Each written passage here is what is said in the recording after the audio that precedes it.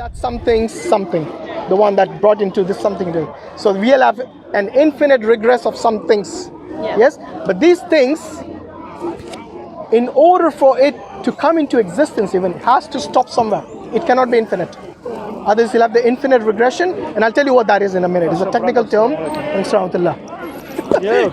I know. Okay, so what I'm saying is that infinite regress is something like, for example, I'll give you an analogy to understand it, to make it easier. For example, if you wanted to borrow a book from the library and there was infinite number of people in front of you, will you ever get a book? No. You'll never get the book. Why? Because that queue will never end. It's infinite. So in order to get away from that, and we know that the universe exists, so we know that it came into existence, yes, and we know that it cannot create itself, because the universe is not something conscious like you and me, yes, and creating itself would be problematic as well. So in both cases, it cannot be from nothing and it cannot be from itself. So what is the other alternative? It must have come from something, and we have to now, by necessity of being of contingency, yes, of the law of non-contingency. That means that something has to be not dependent on someone else for its existence. That something has to be. Yeah. So we know that something has to be self-existent.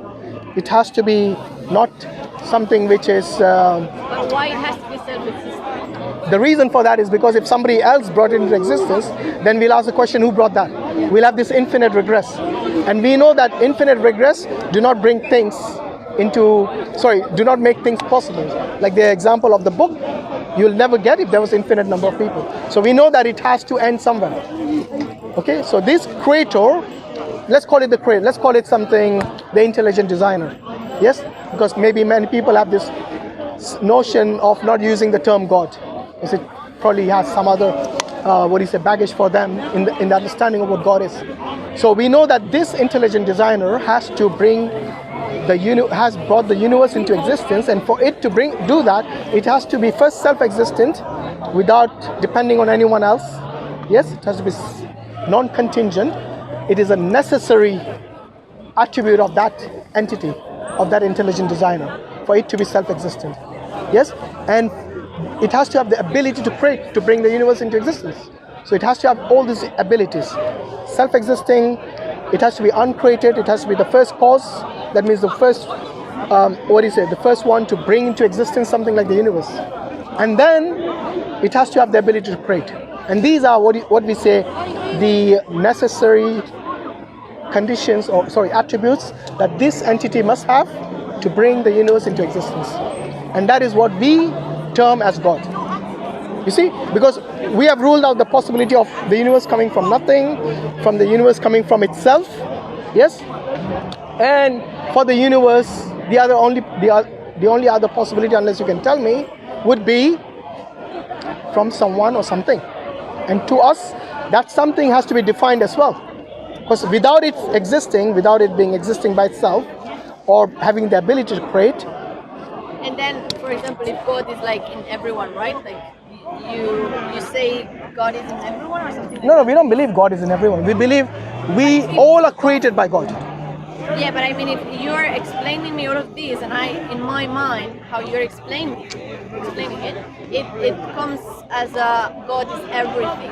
No, that's different. Like God, when you create, for example, when you create a table, because when you make a table, you're not the table. Yeah, you're just a creator of the table. Yeah, but then you're saying that if you're saying then that God created the universe.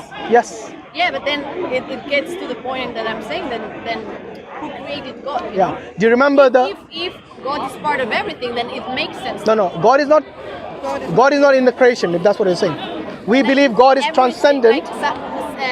According to what you said, Yeah. it would make sense that you're describing a God that is everything. No, that's pantheism. Universe, us, everything. That is called pantheism.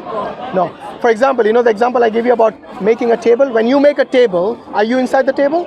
Are you the table? No, but you come from something as well. Yeah, of course. From God created me as well, and you. But then, who created God?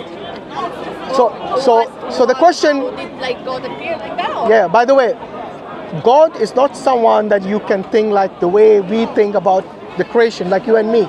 We need a cause. He is the first cause. He's the first cause. Yes, we need a cause. That means we are dependent for our existence, whereas he is self-existent. In Arabic, we call it as-samad. That means he's self-sufficient, self-existing.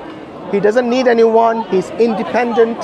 So he's absolutely independent and self-sufficient. I think there's a term called aseity in English. Aseity. A-S-E-I-T-Y. Now this is something we have to believe in order for us to understand logically and rationally how did the universe come. Because you see, the scientists cannot tell you about the origin of the universe. We have to believe in, like, without any... Well, that's the only logical explanation that you will come to for someone who thinks rationally. And why is not my point of view? Your point of view is, I don't know. My point of view. Your point of view, Anna, we went through this at the beginning. You said, I don't know. No. That's not really an answer. If I could, like... Give me another explanation. Go on. If I would believe in a God, maybe, I think what you told me, it makes very much sense. Like, we're all part of something, you know? Like, No, sorry. Please, you need to really understand that. We don't believe God is part of the creation. We believe God is transcendent, but God is the one who brought all of this into existence. I know, but then I keep having my question. Where does he come from? Like, whatever he or... So you're asking again... This is, or you're asking who created God. You're asking who created God. Am I right? Yes. So remember the terms I use, self-existent? Yeah, I know, but I mean... So when you're self-existent, it means you are the first cause who caused everything else. That means without you, nothing existed and nothing will exist, but you are self-existent. So by definition, for example, if I'm talking about an object, I need to define it. So by definition, God is self-existent, uncaused cause, uncreated, yes, independent, non-contingent, all these things. And he's a creator. Yes? For example, if you wanted to talk about a triangle, immediately what comes to your mind? A three-sided figure. Yes? So you know immediately what a triangle is, because we have defined triangle already, and this is common knowledge. So immediately that idea pops in your head. Similarly, as people who believe in God, we know God himself has defined what he is. But then God gave this message to humans. Yes. Through what? Like, did it To appear? Someone... Through the messengers, through prophets. Through humans. Okay, through humans. Yes. But there are a lot of humans claiming a lot of things. How do you believe these humans and not the other humans? Very good question, yeah. So you scrutinize, because the messengers that God sent, he sent them with a message. Our messenger, the last messenger, Prophet Muhammad sallallahu alaihi wasallam, he gave us the Quran. The Quran is the last revelation, the last message from God Almighty through a messenger. Yes? So what we do is we look at, for example, many people claim that they have the book of God. Yes? So we scrutinize the book and we come to the conclusion whether it's true or false, whether it stands up to the scrutiny. Here, I'm sorry, but I can't follow you, because if I want to follow this conversation, I need to read the Quran, for example. Fair enough, yeah. We don't expect you to know everything about Islam just by standing here for 50 minutes, or I don't know how long it's been. Okay, so have you read the Quran? No. Would you like to?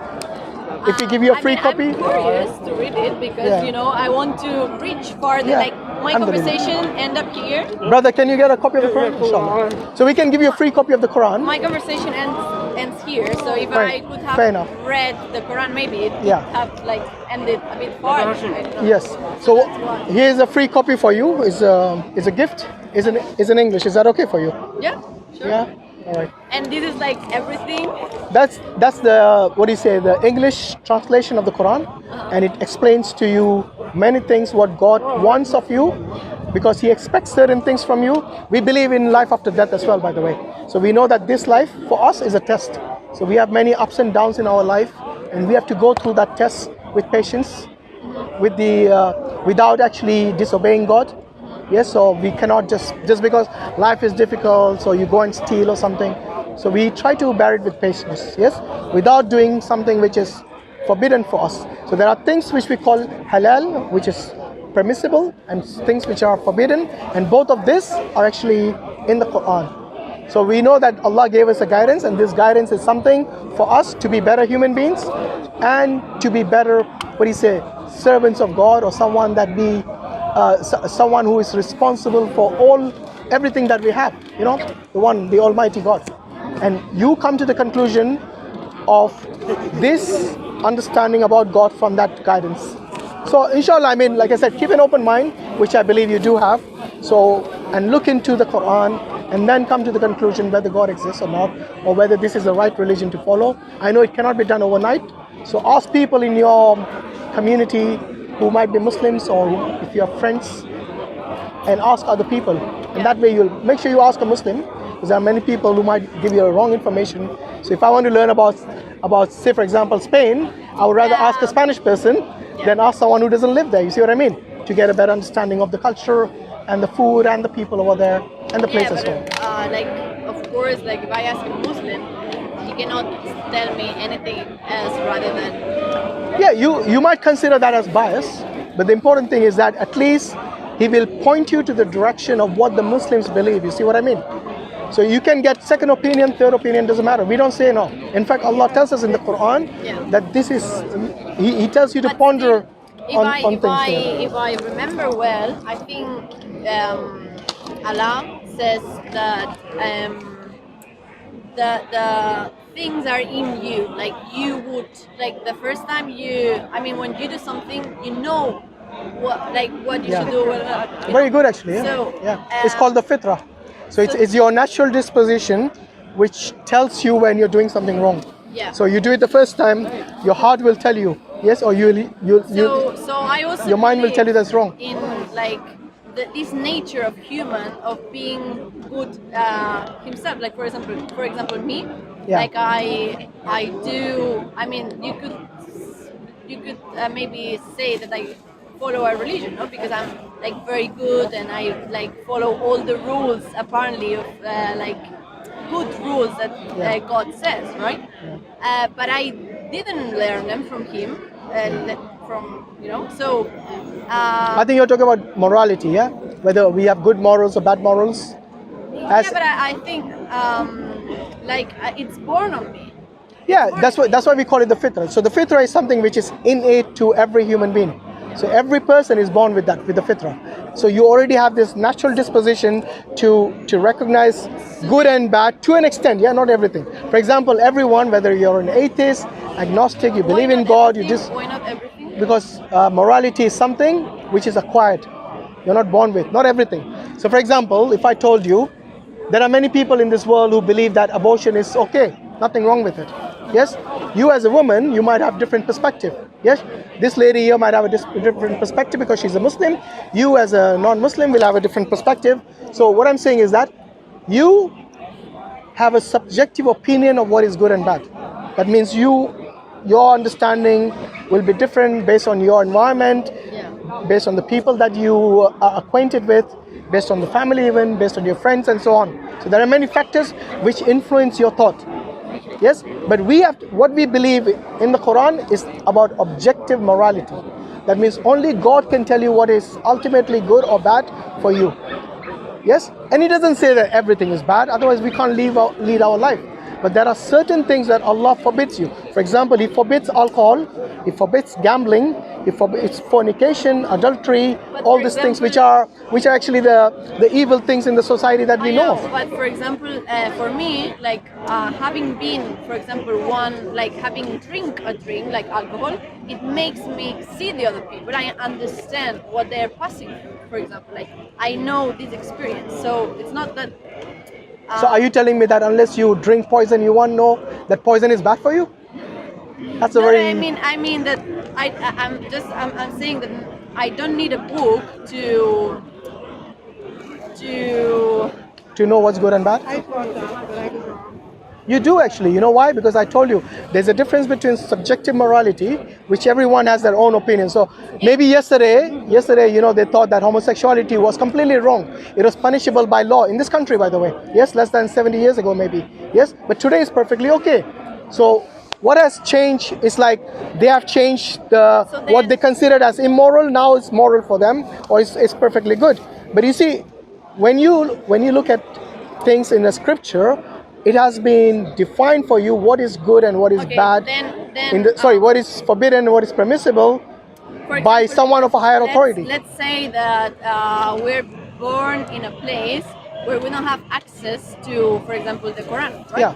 So how would we do we believe in God? Do we know about Him? Because if He is responsible of people praying for Him and all of this. No, that's a very good question actually. Then- So when you don't have access to Islam or somebody telling you about Islam, then what the scholars say is that it is up to him and Allah on the day, and God on the day of judgment. God will judge him. So we cannot judge anyone. In fact, even now I cannot judge you or anybody else as to whether what will happen to you before you die. You might become a Muslim or you might not.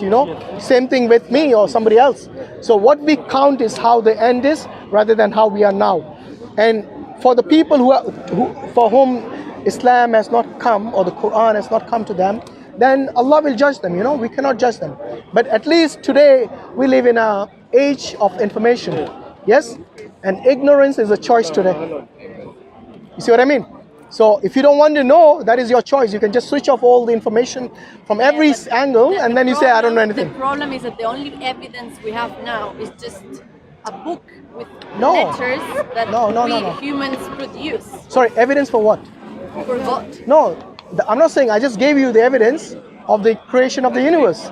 I did not use the Quran in that. You see, the evidence I gave you was from your perspective and from your rationality to come to a conclusion that the universe did not just pop out of nothing, out of nowhere. There has to be some agent to bring it into existence. It was used, that's why. And that agent has to be self-sufficient, uncreated, first cause, uncaused, and has to have certain attributes like ability to create and so on. So we have to, the reason we came to that conclusion is because there's no other rational explanation or possibility. Yeah, but the fact that there is that I can't think about any other rational explanation, it doesn't mean that it couldn't exist. Well, either that, or you can just go through all your life saying I don't know. You see what I mean? Exactly. You have to come to a certain conclusion. That's the point. For you have to come to a certain conclusion to come to a point where you say, yes, this is making logical sense to me. This is the only rational possibility. That's what I'm saying, that I don't think that there's specific logic in this kind of argument per se.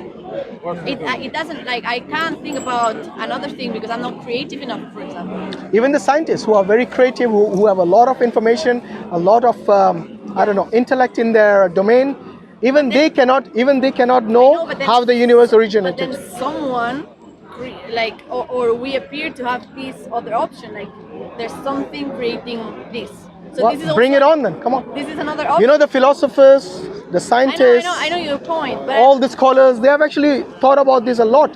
In fact, they have thought about the purpose of their life as well, and they don't have an answer to that even. Forget about what's beyond the cosmos. You see what I mean? The thing is, I don't have an answer. That's what I'm saying. That's what I go. Yeah, but are you I don't know. Do you think you have I don't peace have of mind when you say I don't know about? a valid answer, a proper answer that I would say I give my life for this answer because I know it for sure. No, it's not. It's not. As a human, we are curious, yes, and we want answers. And as humans, when we don't have answer to certain things, then we are in a state where we don't have, peace of mind. You see what I mean? Maybe if I finish reading this book, I would think that everything here is very wise and that everything makes sense. But still, if you tell me, do you assure, 100% are you, do you really believe that there is a God? I would say no.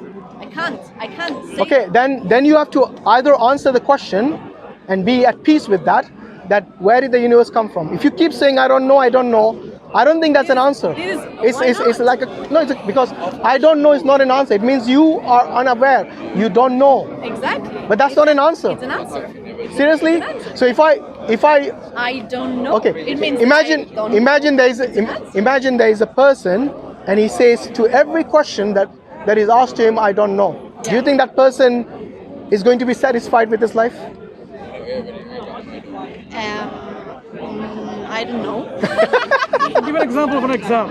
You've got 10 questions in an exam, Yeah. and there are specific answers already known by the examiner. and you write, I don't know, I don't know, I don't can't know. hear you. Yeah, come closer. Sorry. Assalamu alaikum, Sheikh. Shmemnصور. Right. If you have an exam Yeah. and the examiner has set 10 questions, Yeah. yeah, the examiner Yeah. who set the questions knows the answers to those questions.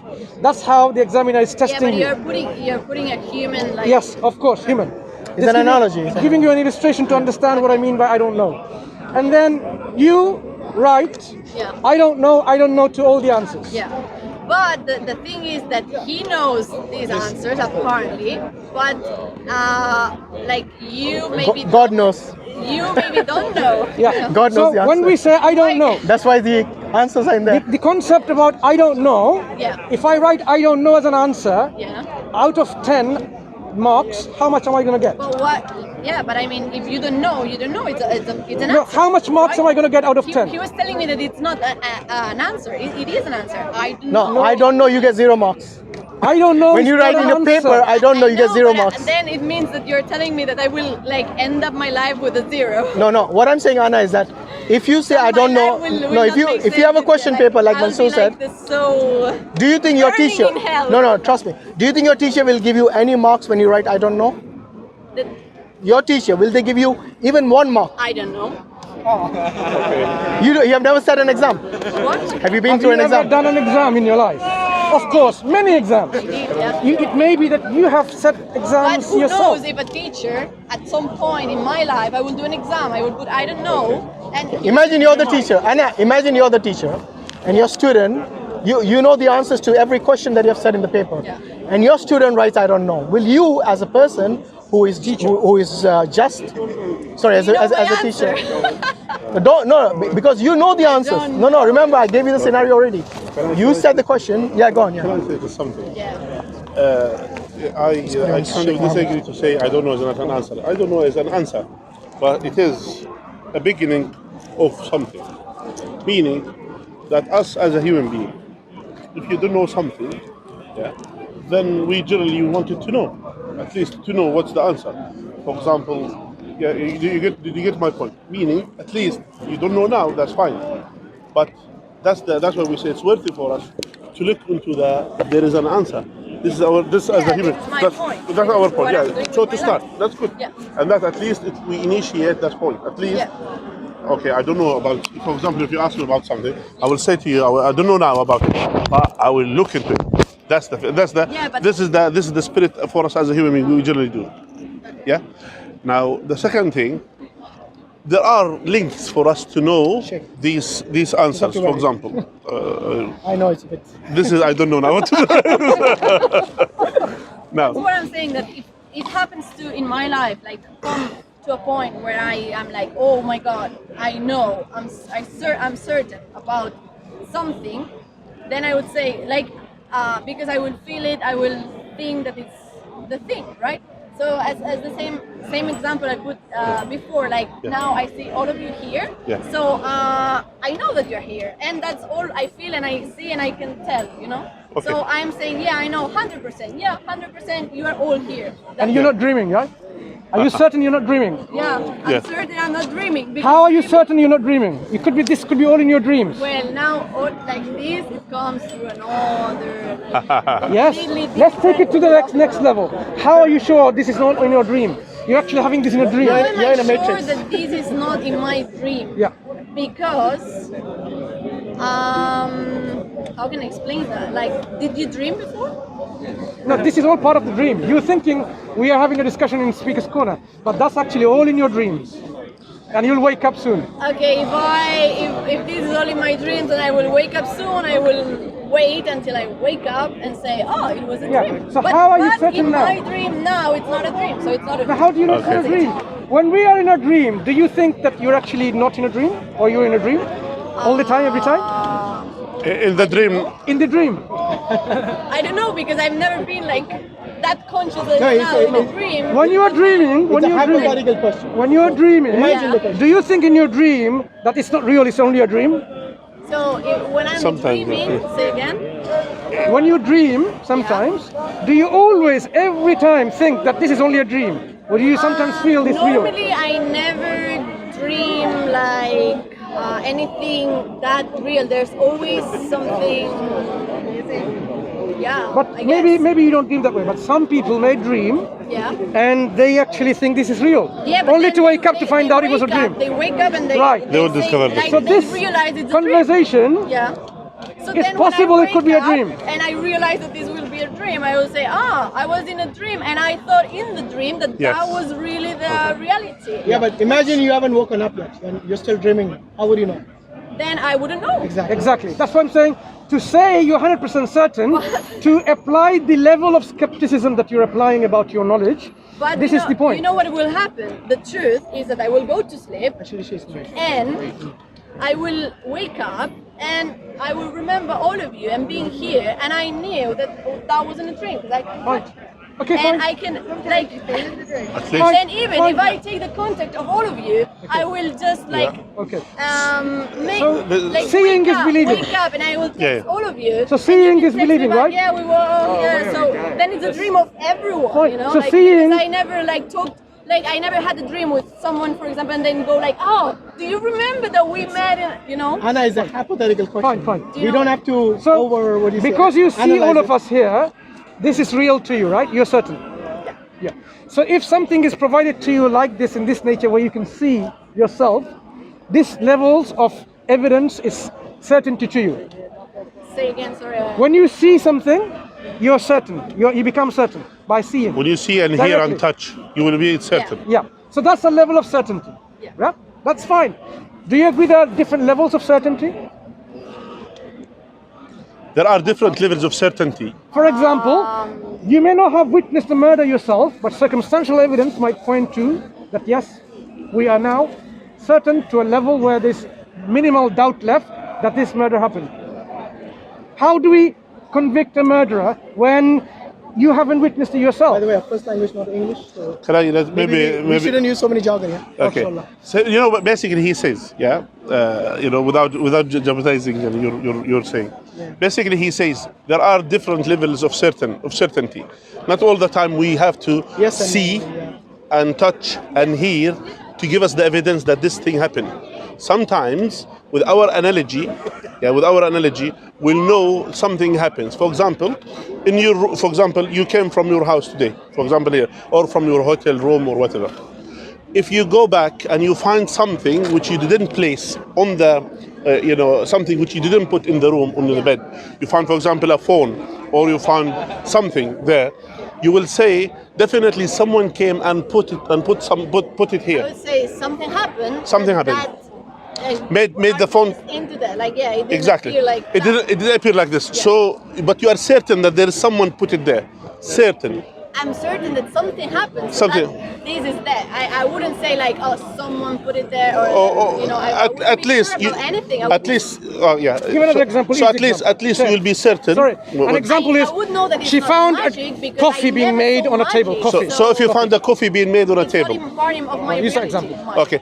If you find a coffee being made on the table, you went there, you went home. Hot You coffee. have only. Say- You have your for example your Can you repeat? 'Cause Okay, I'm- I will repeat. Yeah. For example, your hotel room or your room, for example, Yeah. you closed it. No one entered that room except you, and there is a coffee machine there, for example. Yeah. And then you went to home now, Yeah. and then you discovered there is a hot coffee on the table. Someone made a hot coffee on the table. You will say certainly someone has done it, has made a coffee on the table. Yes. Or this does appear from nowhere. So you will say someone. So that's the point. Yeah. So you are certain on this. That's why we say, but you didn't touch. One I'm second. uncertain. No, you are certain. I'm certain. Yeah. You're certain. Because there's evidence. There's which evidence, exactly. I can see and touch. And But you did not see the person no, who made but it. I can. Yeah. You did not see the person who has made it. You I know, didn't but- hear him. You didn't touch him Yeah. or her. I know. But you saw. didn't come from nowhere. But there is like scientifically proved that there is only like some certain things that would be able to do this. Exactly. It's a human being probably. Because Exactly. I don't think there would be any other evidence, like scientific evidence in the world that a cat can come and make a coffee like that. Exactly. So then I will know Exactly. scientifically Yes. that some human Good. probably, because I can't think about Have you not seen anything Tom and else. Jerry? So you reach this level of certainty through your analogy, not from your senses.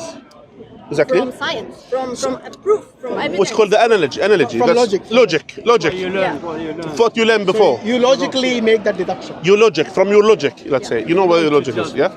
You didn't see it, you didn't observe it, but you know logically, no one. From the science it and the can't come things from that you anywhere. studied It can't before, come you from implement it here. You say logically has to be someone has made it. Yeah. So now here, that's our point. We wanted to get you to this point. Now you say, okay. It would be very cool if not, but Definitely, it should be someone has done it. Definitely, that has to be. Unless you believe in magic. Which means Yeah, the coffee, exactly, like, which means magic. the coffee I don't beans. know if I believe in Listen, magic or not. so the I coffee don't know. beans, the coffee beans didn't jump from the trees and went all these areas, No, and they came and they roast themselves, and then they.